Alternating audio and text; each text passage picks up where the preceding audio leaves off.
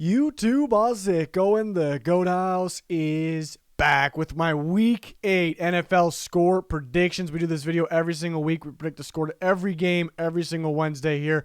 Every Tuesday night, we do weekly picks, straight up picks with the other guys of the Goat House. We all had different picks, a lot of different picks this week. So that video is already up for Week 8 if you want to check it out. We got weekly power rankings as well, covering the trade deadline, Deshaun Watson madness. We got you covered for all of that, especially on our Twitter as it happens. So make sure you check out our Twitter. Like, subscribe, turn notifications on. Me much appreciated here. Again, full NFL coverage and any link that you're looking for, description, comments. Here's our Twitter. That's not our Twitter. That's our Twitter. Right there it is. Yeah, a lot of updates. A lot of updates for the NFL. Some Deshaun Watson updates, talking trades. You know, Evan Engram, teams calling about him. We got you guys covered on these things. We'll have some videos for the trade deadline as well. But, yeah, the Thursday night game. I got the Cardinals winning 30-26. The Cardinals are favored by 6.5. It went from 3 to 6.5 after Devontae Adams news came out that he's probably out due to COVID. Lazard, same situation. Packers defensive coordinator, same situation. So that makes it pretty tough. Primetime playing away in Arizona. I do think the Packers will make it interesting still because they're a very good team with Aaron Rodgers. Obviously, if they had Devontae Adams, you know, they could hand the Cardinals their first loss. But in terms of the matchup, what I do like for Arizona is their defense is playing real good right now. We know their offense is playing good. We'll get to that. But their defense is playing real good, real well, and they're playing well in the red zone. And the Packers, they haven't really been the same. I don't want to say they're struggling, but they haven't really been the Packers offense in the red zone for the most part this year. So this will be a pretty big challenge for them. So I do feel like there will be a lot of field goals in this game, but at the same time, a lot of moving the ball, a lot of points. What I liked about the Cardinals' offense here in this game, well, I mean, they're explosive downfield and running the ball no matter what. But the Packers kind of thin at the cornerback position, hasn't really showed yet because they played Taylor Heineke and Justin Fields since those injuries took place. Jair Alexander, the big one there, star cornerback. Cardinals should be able to, Kyler Murray and company, that long list of weapons they have, should be able to expose some things there. So I like the Cardinals at home here. Really good football team, best football right now. It's really tough. I'm still going to enjoy this game. Packers could definitely win, but it's really tough that Adams is out, and then you factor in a guy like Lazard as well. So that's pretty tough for the Packers there in so far the biggest game of the year. We'll see, though. Should be a fun Thursday night. Some of these Thursday night games have been fun, entertaining, but, I mean, we got some heavyweights here, so that's great. I have the Panthers in an upset. I got 5 underdogs this week. Here's the first one. I'm a little surprised that I have that many underdogs. I make the picks, and then I kind of look at the spreads. I'm kind of surprised by some of these spreads. This one I'm not really surprised that the Falcons are favored by 2.5. This is definitely a toss-up. I'm feeling the Panthers in this one. I'm feeling the Panthers, and, you know, it does kind of rely on Shaq Thompson playing. The Panthers linebacker, a big-time player for them. I think he'll be back. He went through warm-ups last week, even though he was out. So I could change my pick if Shaq Thompson's out. I know that's not really a random player, but it's pretty random. It's not like a big-time quarterback, running back, and they're missing a running back. It's nothing like that. But Thompson's that defense a lot better with Shaq Thompson. He gives some different disguised looks, blitz looks, good at blitzing himself. He'll sometimes come from the edge too. So a lot of different looks in the Panthers defense, and it's still a very good defense, but it was really balling early in the year. I like the way if healthy here, I like the way their defense matched up with the Falcons. It is in Atlanta. Falcons offense is rolling. I do worry about Pitts kind of being a problem for the Panthers, or maybe Pitts opening things up for another player. But I think the Panthers will get after Matt Ryan. Earlier in the year, pass rush been getting after Matt Ryan, getting him under pressure instantly. He was struggling. The Falcons were struggling in general. I think, they played some easier teams recently, and they have gotten better. But now they play the Panthers defense. I think they'll create some problems. Really the problem why I still have a hard time picking the Panthers, even though I did it, is because their offense. Their defense can play that good. They match up well. They can play that good, and they can still lose because the Panthers offense can't get much going. It's hard to trust Sam Darnold. I'm not a huge Sam Darnold guy. I don't know if there is many people right now that are huge Sam Darnold guys, but they've been playing some pretty tough defenses. They really have. They just played the Giants looking great. The Falcons, this might be the best defense they played, at the same time with the Giants. So I think the Panthers could get some things going offensively. Joe Brady been under a little heat after he was praised a little bit. I think he gets back on track with the play calling here. And there's really, again, Darnold struggled, but he's been under a lot of pressure. Offensive line's been struggling. They'll get a guy like Cam Irving back, which they didn't have last week, so that's good. But the Falcons don't really present the best pass rush, and Dante Fowler Jr. is on the IR as well. So that could buy Darnold a little bit of time. I think they get some offense going. It's hard to believe in them. I think they get enough going. I like the way their defense matches up. I need for this to happen. I need Shaq Thompson back. It's a key piece of the Panthers' defense. Falcons, I can see them slipping up here. They can't close out games. So if this game's close in the end, I really like the Panthers. Even though the Falcons ended up closing out that last one, they made it interesting, even though they completely outplayed the Dolphins last week. 1-point game. It's a tight one. It's a toss-up. Not too many people going with the Panthers out there. I'm going to go ahead and do it. And again, I got a lot of underdogs this week. This is not one. I like the Bills all over the Dolphins. At home, Bills are coming off the bye. They're also coming off a loss. They're going to be a little salty. It's a very good team. They match up extremely well on both sides of the ball. They're going to put points up on the board. They're coming off the bye. They're hungry for it. And again, a loss, like I said, they're hungry for it. They're going to put the points up on the board. The Dolphins defense has really, really been struggling. When the Dolphins defense is good, it's when they're creating a bunch of turnovers. I don't think they do that against Josh Allen, maybe one. And then defensively, the Bills have been stout all year except for the Titans. I don't think the Dolphins don't have Derrick Henry out there. They don't have this elite or a great passing game on top of it. The Bills don't have to worry about changing things up just to, for a guy like Derrick Henry to stack the box. They're going to be just fine. I don't really see the Dolphins get much going. They'll score some points unlike last time. But I like the Bills 37-13. I just don't. That's one of those games where anybody can win in the NFL, I think, any given Sunday. I just can't find a reason that the Dolphins will win this game. I don't know. But you never know. 49ers, Bears. I got the 49ers. It just recently came out that Khalil Mack could be out as well, or he will be out, it sounds like. Hasn't been guaranteed yet, but it sure sounds like it. And he couldn't even be placed on the IR, so that's pretty tough. The Bears have been pretty damn good getting after quarterbacks this year, minus last week, but that was against the Buccaneers. So that's pretty tough as well. The Bears, I think it's going to be a running festival here. I think both teams are going to pound the football, not trust their quarterbacks a whole lot. Maybe a little more trust on the 49ers side.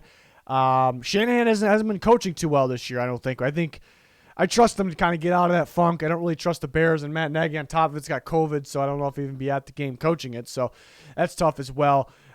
Struggling quarterbacks, good running games. I'm going to trust the 49ers a little more. I'll trust them a little more on defense as well with Khalil Mack out. This is a must-win game for both teams. I think the 49ers will pull it off. It is in Chicago, but I got them pulling it off. Just going to trust them a little more in this game. It's just tough. Both teams are going to pound the football. The Bears don't really want to throw Fields too much at Fields yet. It's unfortunate we don't get to see Fields versus Trey Lance, but I think the 49ers take care of business in this one. Steelers-Browns should be a really good game. I like the Browns here, 2017. It's sounding like Baker should be able to go. I don't know if the quarterback really makes that big of a difference in this one. It's going to be a defensive game. It makes a difference, but it's a defensive game. It's going to be what defense wins it for their team here. And you definitely can argue Steelers defense is better than the Browns, but look what they're going against, mainly the offensive line. I fully trust the Browns offensive line, the way they're coached and their play calling. The Steelers, a little iffy on their offensive line and their play calling at the same time. So that was really the difference for me in this one. And then looking at those matchups, the defense versus the offensive line, Myles Garrett going against that offensive line, I think he feasts in this game, and that's going to throw Big Ben off, which he's kind of been off under pressure this year. So I like the Browns. We'll see if Denzel Ward plays or not, because that could actually be a pretty big one, because Steelers do have some weapons out there. I'll take the Browns. Looking like they're getting Nick Chubb back. I got them winning by 3 in a defensive battle here, and they're favored by 3.5. So it's right around that range there for that one.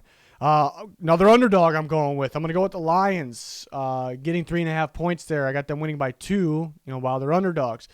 Kind of just feeling them in this game just to get their first win. They running backs look good, getting the ball out to them in space, the passing game, even running the ball to them. The Eagles' defense is just not a lot to like about the Eagles' defense right now. It's supposed to, we didn't really love the Eagles' defense coming into the season, but you still kind of love their pass rush. Brandon Graham goes down, and that kind of completely changed things. They're just not given unique looks or anything or throwing. maybe they just unleash some things here. They're kind of the same on offense and defense. They're not refusing to run the ball, very predictable on offense. In defense, there's not giving any disguised looks, anything. It's just kind of just go out and play against them. That's just kind of what it is. And the Lions been moving the ball, actually. They just got to execute better in red zone, and they do that this game. I think DeAndre Swift is another big game. Hawkinson could have a day. I like the Lions. And then the Eagles, Hurts can get going maybe in this game, maybe running. No Miles Sanders, it sounds like. We'll see what happens there. But, they're really not going to run the ball if that's the case, and they already weren't. So I like I can't really trust Sirianni right now with his coaching, and even on the defensive side with that team with Jonathan Gannon, I'm not in love with what they're calling out there. I'll take the Lions getting their first win at home, 26-24, a tight one. But yes, another underdog that I went with here. Titans and Colts, I think another one that can go either way. These teams usually split. The Titans got the first one. This one's in Indianapolis. The Colts are heating up, so that kind of makes you want to pick the Colts. Titans are also heating up. The last time they played, the Titans offense played about as sloppy as they possibly can play. They still won the game somewhat easily in the end there. I think the Titans offense will have a better game here, but I do think the Colts are better since then as well. But I look at, the Colts secondary is not nearly as good as it was last year in terms of what they're putting out in the field. And then a guy like Julian Blackmon, who's been playing fantastic, went down during practice before last week. They didn't really miss him during this past game. 49ers don't present a threat downfield, and they weren't really throwing downfield. I guess we'll chalk that up to the rain. But I think a game like this, I think the Titans find holes in that secondary. I think the Colts will be worried about stacking a box versus Derrick Henry, and the Titans, Ryan Tannehill could have he's been playing well. He didn't look the same the first few weeks. He was struggling a little bit. I think he has some success throwing downfield in this game. He should. So I'm going to take the Titans, but it's probably one that can go either way there, to be honest, because you kind of do feel like these teams got to split again here. But we'll see. I like the Titans. Love the way they're playing right now. Bengals, Jets. It's going to be Mike White playing quarterback for the Jets. I like the Bengals. -10 for right now, 31-10. I got them winning. I mean, I could see a scenario the Bengals kind of play down to their opponent, but even if that, they're still going to win by a decent amount. Jets defense could be good. It's been struggling the last couple of weeks, and before that, it looked pretty damn good. But it's the Bengals are such a tough game plan. There's so many receivers for the Jets secondary to try to handle, and then you can just give the ball to Mixon as well. The Bengals should have all kinds of success on offense in this game, while we know the Jets offense won't be able to get anything much going. I only got them scoring one touchdown. So I like the Bengals 31-10 here. I think they should cover that 10 what the line is there. So we'll see. Rams, Texans. I got the Rams 34-13.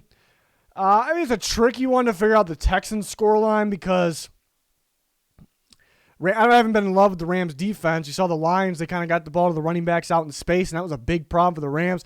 The Texans actually do that. They'll get some slip screens to the running backs. They'll dump it off to the running backs. I got a collection of running backs. And that maybe that makes them score, helps them score more points against a team like the Rams. But other teams kind of been catching on. It seems to be a pretty easy game plan against the Texans here. So I don't really have them scoring a whole lot here, but maybe a little more than last week. They scored 5 last week. Rams will have no problem offensively. I got them scoring 34-13 Rams. So there's a couple in a row that are pretty easy. I want to upset here. I noticed 95 or so % of experts are picking the Chargers. So everyone's very, very confident with the Chargers. I'm a little surprised by that. I'm not surprised that they're the favorite. I'm surprised it's 5.5 though. This is not even close to a common take, but I like the Patriots in this game. I like I guess the tough part is Chargers are coming off the bye. We know they could have an explosive offense. I don't know what the Ravens game was, but any given time here, I just like the Patriots in this game. I have a really good feeling the Patriots are going to heat up at some point. I think it's now. They just scored 54 last week. I know it was the Jets, but they scored 54 last week. I think they can start rolling here. I like the matchup, though. I look at them. I always look at the matchup, and the Patriots can run the crap out of the ball. Damian Harris is getting going. It's a very good running team, running offense, rush offense. The Chargers are dead last in rush defense. Dead last. I think Damian Harris gets going here. I think the Patriots control the clock. They keep Herbert on the sideline. Mac Jones has been playing very well. They're starting to unleash him a bit more. I think they can surprise him with some play-action passes downfield that maybe teams aren't expecting, especially the Chargers, and they get them there. And then you look at the Patriots' defense. I like the way they match up on the Chargers as well. There's a scenario in my head where the Chargers just Justin Herbert and company, they just go wild because they can. It's definitely a possibility, but they had problems with the Ravens. It was because of the Ravens' game plan. They manned up in coverage. Receivers weren't getting a lot of separation. They just game planned strictly for the pass. They weren't really worried about the run. Patriots are going to do some similar things. Belichick's the best, for game plans and showing different looks, disguises as well, which Herbert's still young. Herbert's very good because of his arm talent and his sneaky athleticism, his ability to buy himself time. But Patriots will give they give some weird looks that quarterbacks got to try to figure out here. So I like the way the Patriots match up. There's more, why the Chargers could win. It's just, maybe they're just that good offensively, and they can create turnovers on defense, but I got a longer list of things on why then the Patriots could win. Again, the running game, I know they can run on the Chargers, and then they can control the clock. They can make Herbert and company sit on the sideline for a long time. And again, it's like the way their defense matches up could be something similar to the how the Ravens played the Chargers. Not that the Chargers are going to score. They score 6 points in that game. Don't think that'll be the case. Should be a pretty tight game. It'll be about the Patriots maybe gambling a little more on short yardage, fourth down, letting Mac Jones throw the ball downfield. After you already established the run, which I think they'll do. So I like the Patriots. Not a common take at all. It's what I'm feeling, so I'm going to go with it here. I know the Chargers are home, coming off a bye, so it is tough. Next up, I got another underdog winning here. The Jags are underdogs by 3 points here. I got them winning by 3 points. It's a toss-up game for sure. 50-50 game. It is in Seattle. It makes it tough. Trevor Lawrence seems like he's getting better. We're starting to see a little bit more every week. Shows a little bit more on why he was the first overall pick. Meanwhile, Geno Smith is playing pretty bad. He actually looked pretty good when he was thrown into a situation against the Rams on Thursday Night Football. Since then, not so good. Had a bad game against the Saints on Monday Night Football.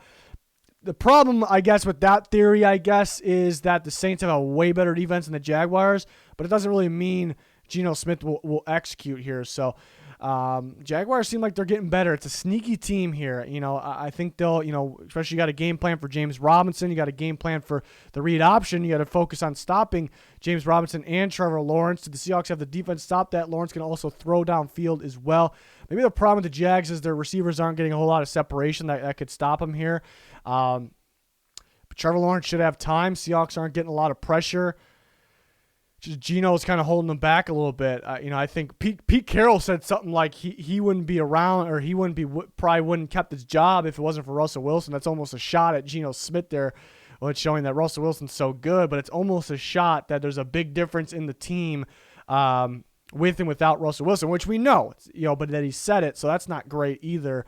Missing guys like Chris Carson, that's tough in this game.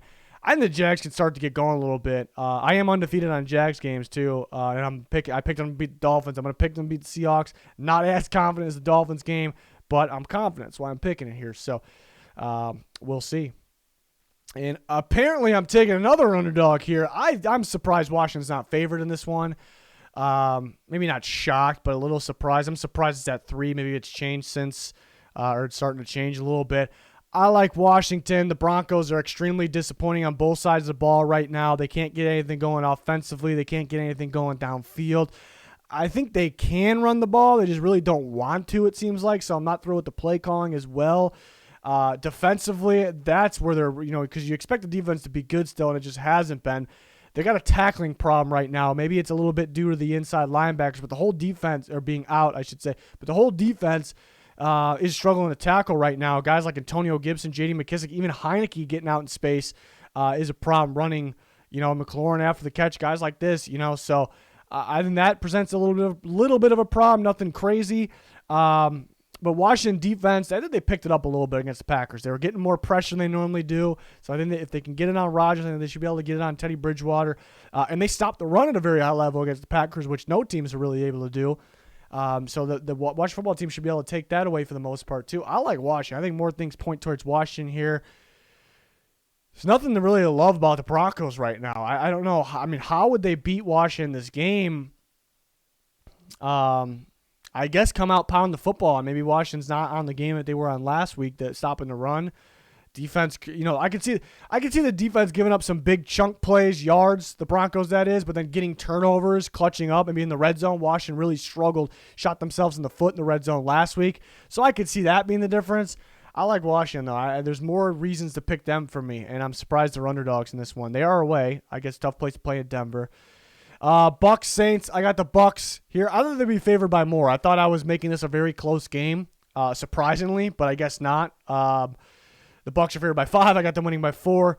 Saints, pretty damn underwhelming in the Monday night game. It's a totally different game, totally different matchup. I think Winston will be able to air the ball downfield. I also think they'll start the game getting the ball to Kamara out in space, short game, passing game, and that can open those things up. I think playing kind of going a quick game early in the passing game could really beat the Bucks and kind of unleash those deep balls. So the Saints could actually have some success offensively.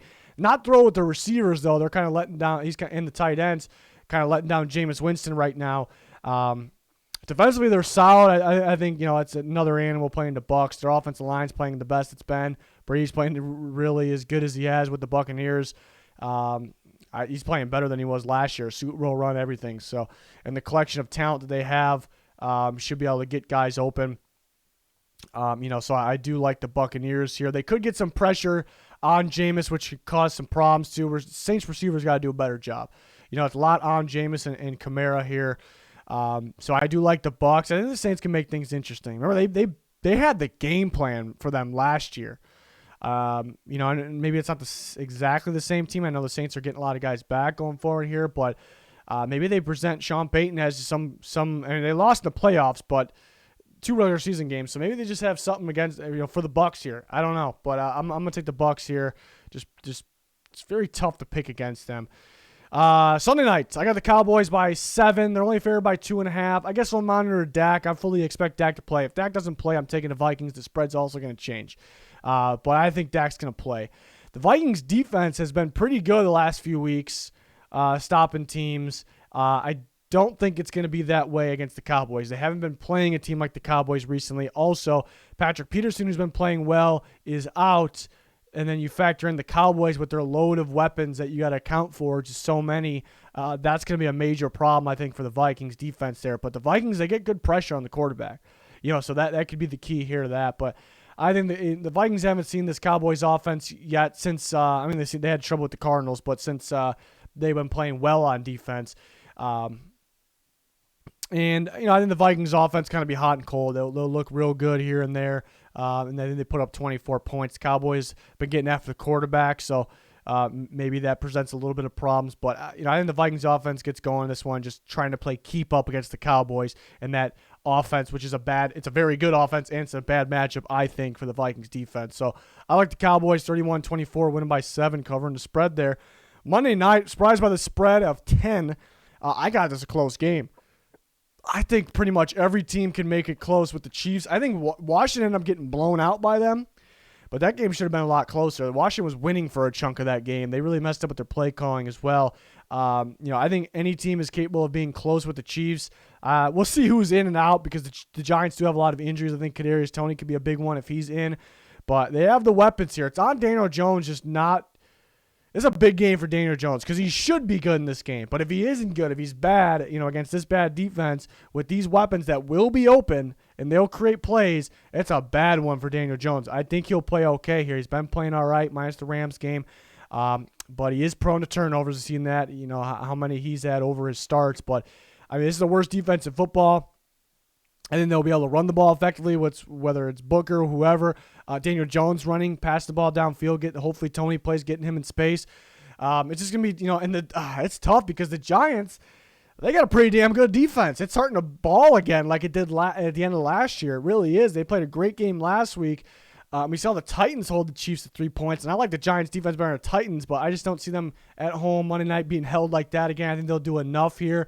Tyreek Hill's going to be tough for the Giants' defense to stop, but I'm thinking with the line of 10, I think people are Vegas maybe pushing that the Chiefs will score over 30. The Giants got a good defense to kind of hold that.